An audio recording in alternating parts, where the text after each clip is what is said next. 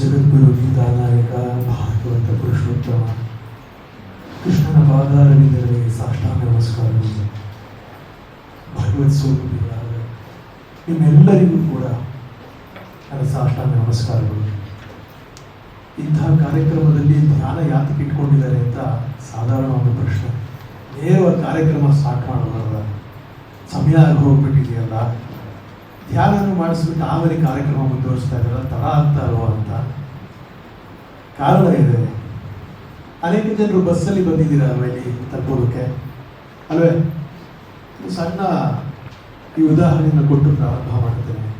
ಯಾತಕ್ಕೆ ಧ್ಯಾನ ಇವತ್ತು ಇದರಲ್ಲಿ ಈ ಸಭೆಯಲ್ಲಿ ನಾವಿಟ್ಕೊಂಡಿದ್ದೇವೆ.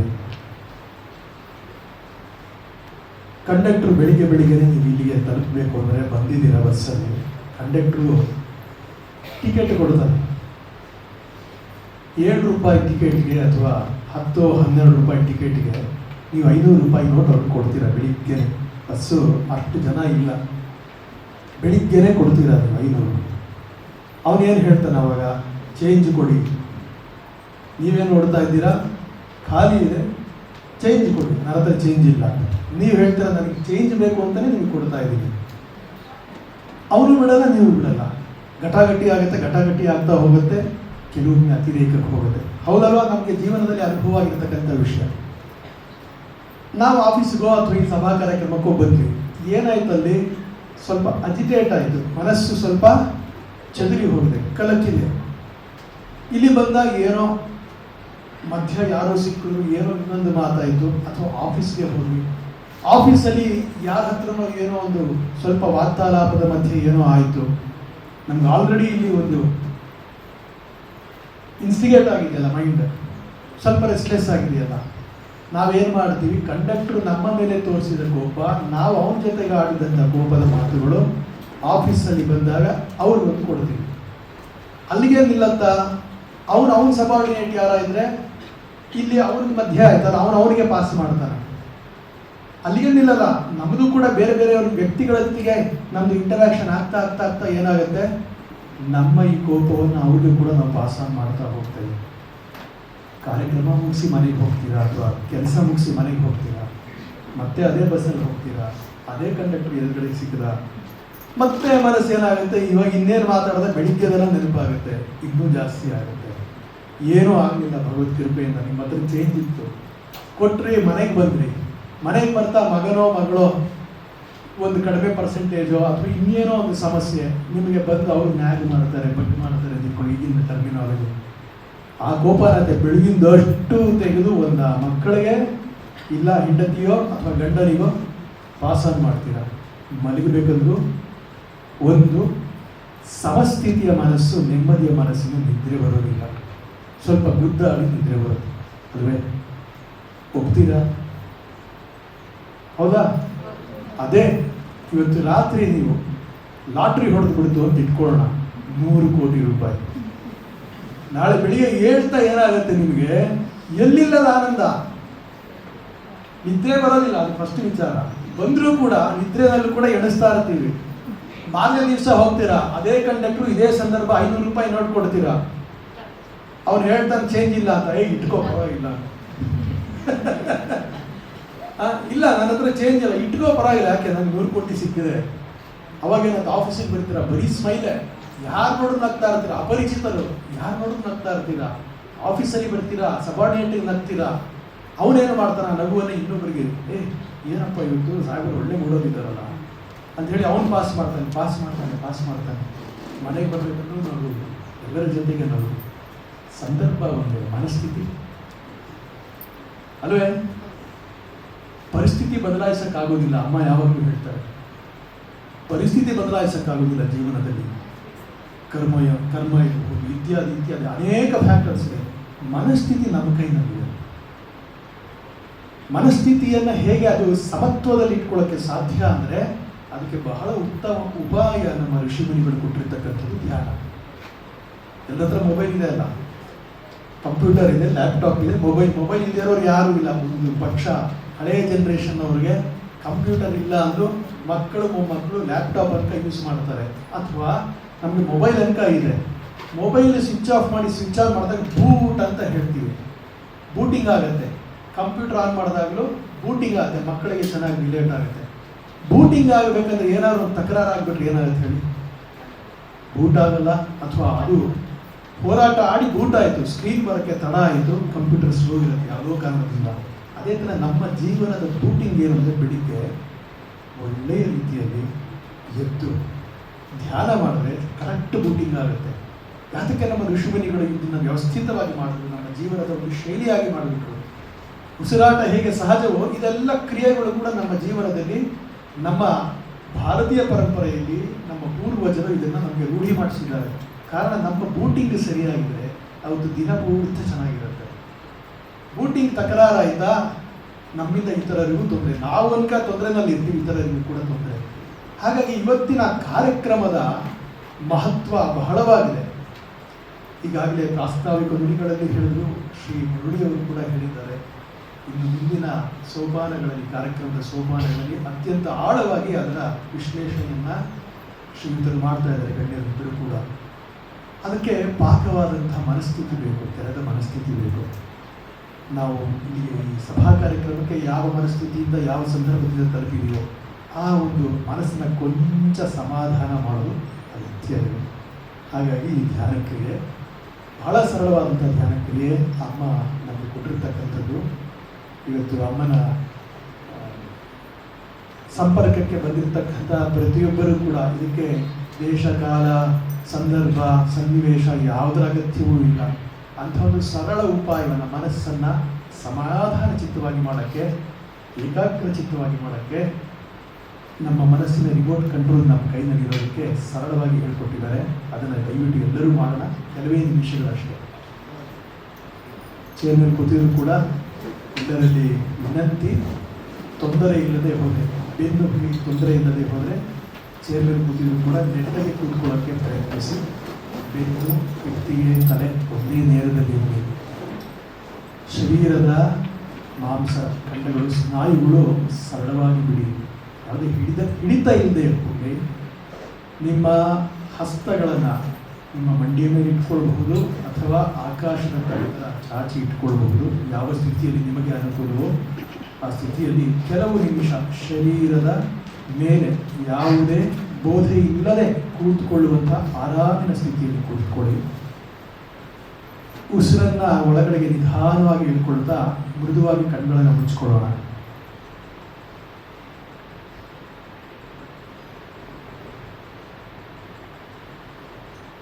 ಮನಸ್ಸು ಕಣ್ಣು ಮುಚ್ಚಿದರೂ ಕೂಡ ಒಳಗಡೆಗೆ ಮನಸ್ಸಿನ ಚಿತ್ರಪಟಲದ ಮೇಲೆ ಚಿತ್ರ ಪ್ರಾರಂಭವಾಗಿರುತ್ತೆ. ಯಾವುದೇ ಕಾಳಜಿಯನ್ನು ಮಾಡಬೇಡಿ, ಅದರ ಪಾಡಿಗೆ ಅದು ನಡೀತಾ ಇರಲಿ.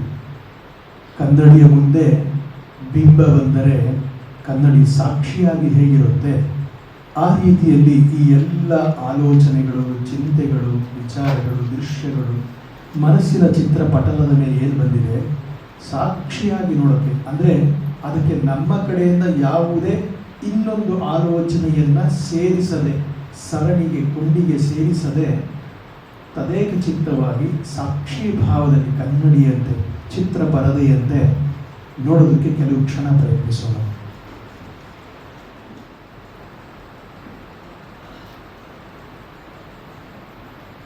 ಸರಿಯಾದ ರೀತಿಯಲ್ಲಿ ಸಾಕ್ಷಿ ಭಾವದಲ್ಲಿ ನೋಡ್ತಾ ಬಂದ ನಮ್ಮ ಈ ಅವಸ್ಥೆಯಲ್ಲಿ ಸ್ವಲ್ಪ ಶಾಂತಿಯ ಅನುಭವ ಖಂಡಿತ ಆಗುತ್ತೆ. ಆ ಶಾಂತ ಚಿತ್ತದ ಕಡೆಗೆ ಮನಸ್ಸನ್ನು ಇನ್ನಷ್ಟು ಆಳವಾಗಿ ಕೇಂದ್ರೀಕರಿಸ್ತಾ ಬನ್ನಿ.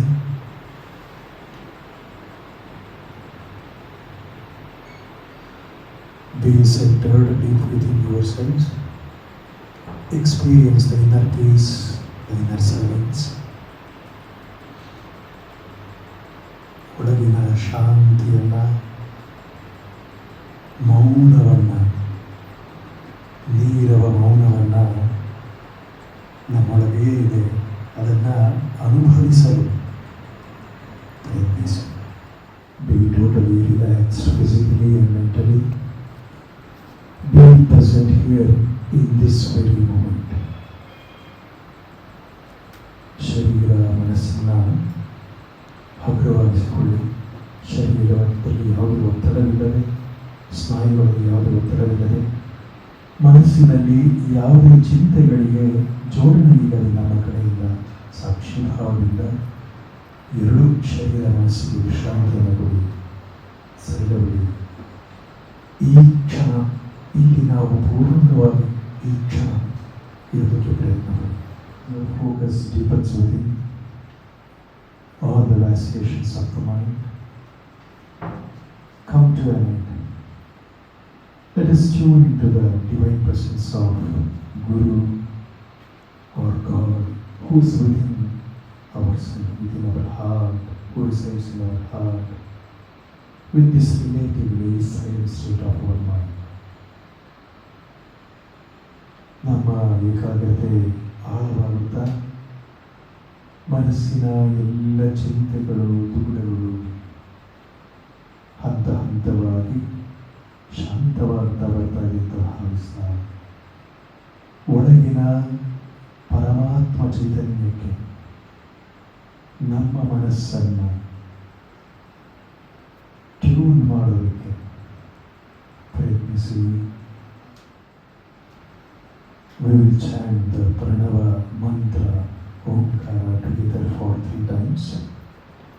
As you chant Om, feel the sound arising from within you. ಪ್ರಣವ ಮಂತ್ರ ಓಂಕಾರವನ್ನು 3 ಬಾರಿ ಎಲ್ಲರೂ ಒಟ್ಟಿಗೆ ಜಪಿಸೋಣ. ಆ ಸಂದರ್ಭದಲ್ಲಿ ಭಾವನೆಯ ಜೊತೆಗೆ ಓಂಕಾರವನ್ನು ಉಚ್ಚರಿಸೋಣ.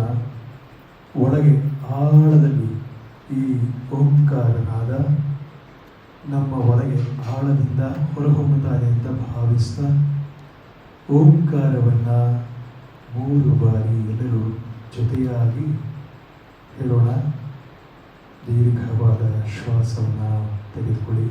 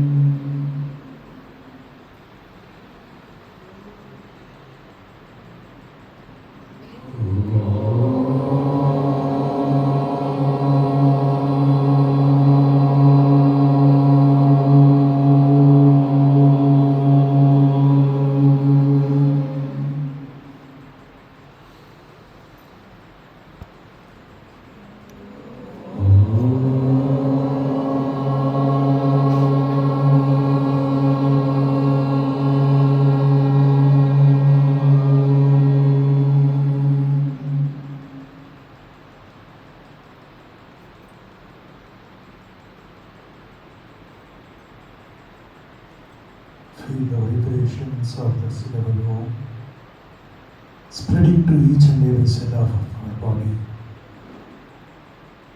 ಓಂಕಾರ ಉಚ್ಚಾರಣೆಯಿಂದ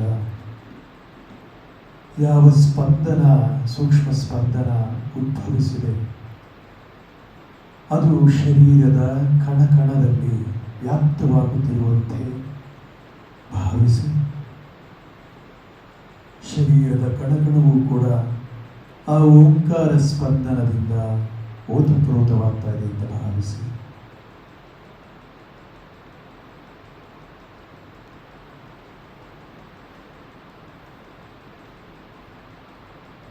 Slowly focus your attention on your breathing.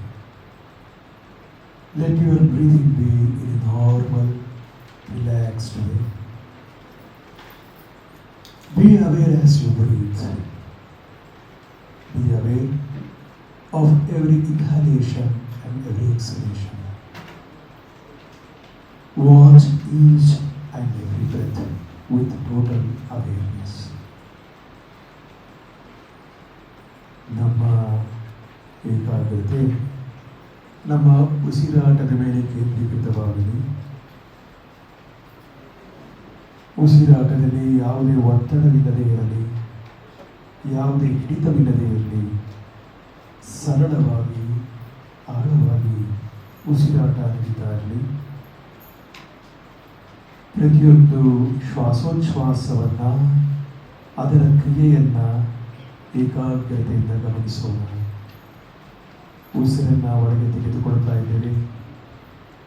ಪರಿಸರದ ತಣ್ಣನೆಯ ಗಾಳಿ ನಮ್ಮ ನಾಸದ್ವಾರದಲ್ಲಿ ಸ್ಪರ್ಶಿಸ್ತಾ ಮೂಗು, ವಾಯುನಾಳ, ಶ್ವಾಸಕೋಶಕ್ಕೆ ಒಳಗೆ ಹೊಕ್ಕಿ ತುಂಬುತ್ತಾ ಇದೆ. ಶರೀರದ ತಾಪದಿಂದ ಬೆಚ್ಚಗಾಗಿ ಮತ್ತೆ ಅದೇ ಮಾರ್ಗದಿಂದ ಹೊರ ಹೋಗ್ತಾ ಇದೆ. ಈ ಕ್ರಿಯೆಯನ್ನು ಕೆಲವು ಕ್ಷಣ ಏಕಾಗ್ರ ಚಿತ್ತತೆಯಿಂದ ಗಮನಿಸೋಣ. ಒಂದೇ ಒಂದು ಶ್ವಾಸೋಚ್ಛ್ವಾಸವು ನಿಮ್ಮ ಅರಿವನ್ನು ತಪ್ಪಿ ಹೋಗದೇ ಇರಲಿ. ಕೆಲವು ಕ್ಷಣ ಉಸಿರಾಟವನ್ನು ಗಮನಿಸೋಣ.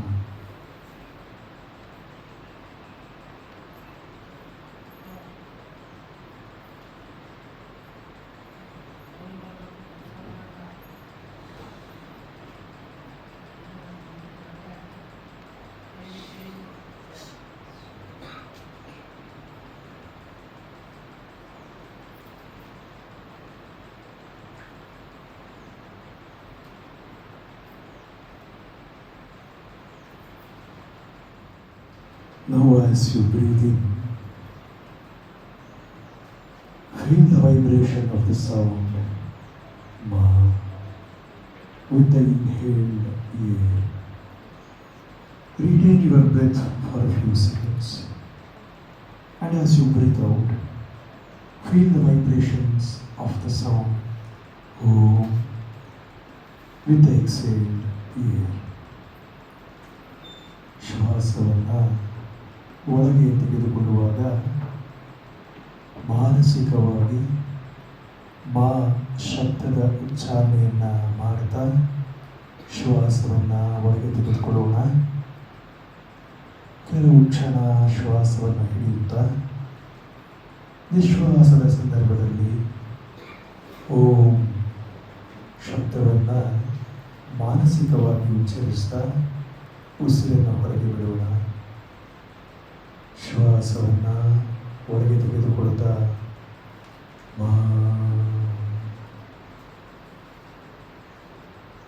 ಶ್ವಾಸವನ್ನು ಹೊರಹಾಕುತ್ತಾ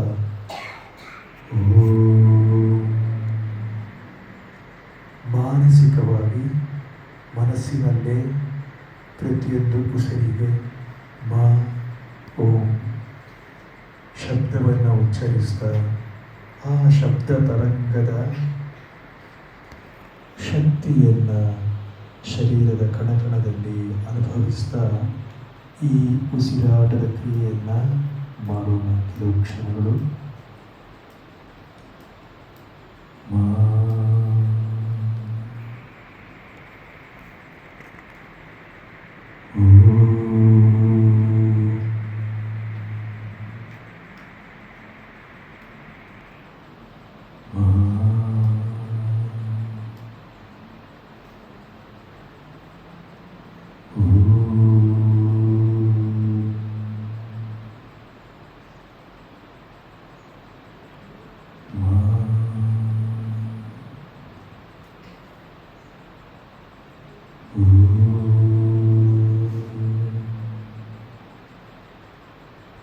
ಕ್ರಿಯೆಯನ್ನು ಮುಂದುವರಿಸೋಣ.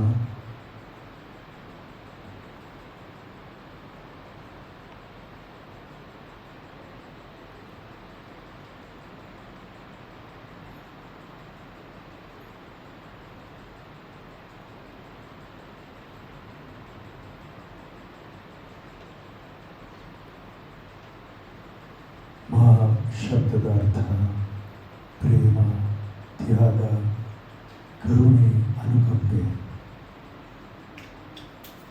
ಮಹಾಶಬ್ದವನ್ನು ಉಚ್ಚರಿಸ್ತಾ ಈ ಎಲ್ಲ ದೈವಿ ಗುಣಗಳನ್ನು ನಾವು ನಮ್ಮಲ್ಲಿ ಸಮಾಹಿತ ಮಾಡಿಕೊಳ್ತಾ ಇದ್ದೀವಿ, ಒಳಗೆ ಎಳೆಯುತ್ತಾ ಅಂತ ಭಾವಿಸೋಣ.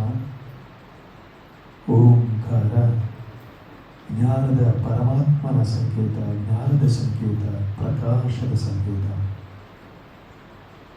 ಉಸಿರನ್ನು ಹೊರಗೆ ಹಾಕುತ್ತಾ ಓಂಕಾರವನ್ನು ಮಾನಸಿಕವಾಗಿ ಹೇಳ್ತಾ ನಮಗೆ ಆ ಜ್ಞಾನ ಪ್ರಕಾಶ ಸಚ್ಚಿದಾನಂದ ಸ್ವರೂಪ ಆನಂದ ಸ್ವರೂಪ ನಮ್ಮಲ್ಲಿ ತುಂಬುತ್ತಾ ಇದೆ ಭಗವದ್ಗೀತೆಯಿಂದ ಅಂತ ಭಾವನೆಯ ಜೊತೆಗೆ ಉಸಿರಾಟವನ್ನು ಮುಂದುವರಿಸೋಣ.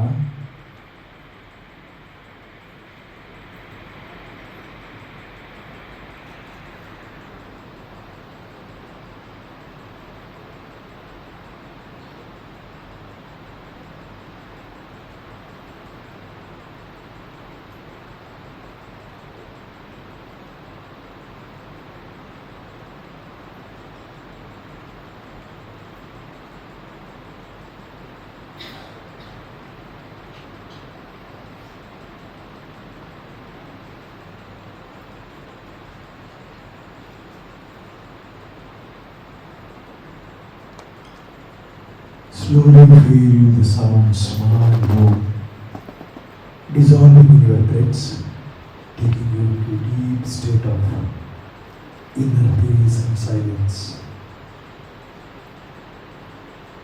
ಈ ಕ್ರಿಯೆ ನಮ್ಮ ಮನಸ್ಸನ್ನು ಆಳವಾದ ಶಾಂತಿ ಮತ್ತು ಮೌನದತ್ತ ಹಂತ ಹಂತವಾಗಿ ತೆಗೆದುಕೊಂಡು ಹೋಗ್ತಾ ಇದೆ ಅಂತ ಭಾವಿಸ್ತಾ ಅವರ ಶಾಂತಿಯನ್ನು ಮೌನವನ್ನು ಅನುಭವಿಸೋಣ.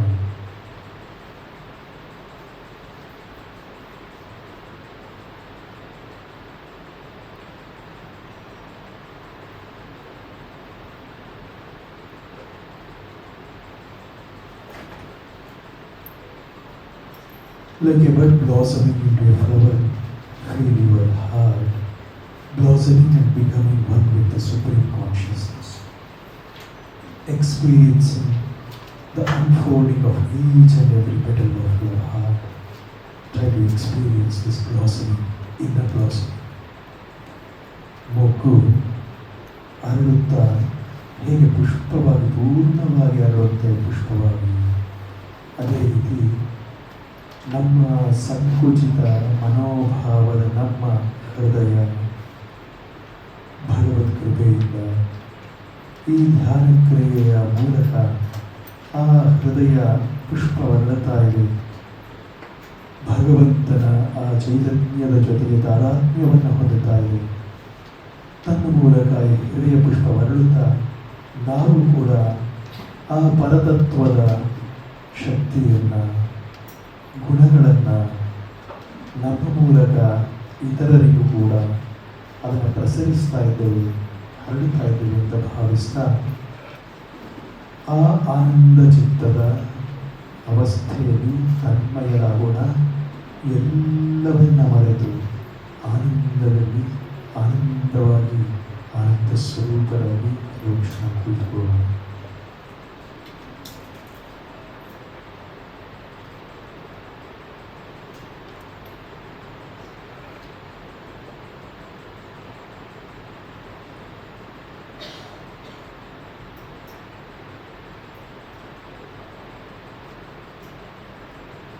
ನಮ್ಮಿಂದ ಈ ಶಾಂತಿ ಹಾಗೂ ಪ್ರೇಮ ಸೃಷ್ಟಿಯ ದಶದಿಕ್ಕುಗಳಲ್ಲಿ ಪ್ರತಿಯೊಂದು ವಸ್ತುವನ್ನು, ಪ್ರತಿಯೊಂದು ಜೀವಿಯನ್ನು ನಮ್ಮ ಮೂಲಕ ತರಂಗವಾಗಿ ಹೊರಹೊಮ್ಮುತ್ತಾ ಎಲ್ಲವನ್ನು ವ್ಯಾಪಿಸ್ತಾ ಇದೆ.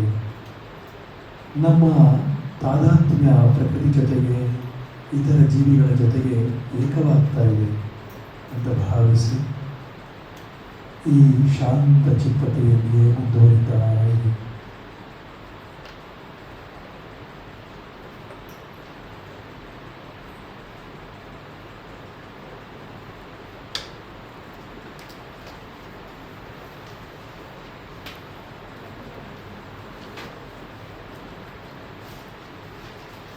ಎಲ್ಲ ಜೀವಿಗಳು ಎಲ್ಲ ಲೋಕಗಳಲ್ಲಿ ಸಂತೋಷದಿಂದ, ಶಾಂತಿಯಿಂದ, ಸಾಮರಸ್ಯತೆಯಿಂದ, ಆನಂದದಿಂದ ಜೀವಿಸಲಿ ಅಂತ ಸನಾತನ ಧರ್ಮದ ಮಂತ್ರವಾದ ಲೋಕಾಃ ಸಮಸ್ತಾಃ ಸುಖಿನೋ ಭವಂತು ಈ ಆಶ್ರಮ ಮಂತ್ರವನ್ನು 3 ಬಾರಿ ಈ ಶಾಂತ ಚಿತ್ತತೆಯಿಂದ, ಆನಂದದ ಅವಸ್ಥೆಯಿಂದ ನಾವು 3 ಬಾರಿ ಪಠಿಸೋಣ ಎಲ್ಲರ ಜೊತೆಯಾಗಿ. ಲೋಕಾಃ ಸಮಸ್ತಾಃ ಸುಖಿನೋ ಭವಂತು. ಲೋಕಾಃ ಸಮಸ್ತಾಃ ಸುಖಿನೋ ಭವಂತು.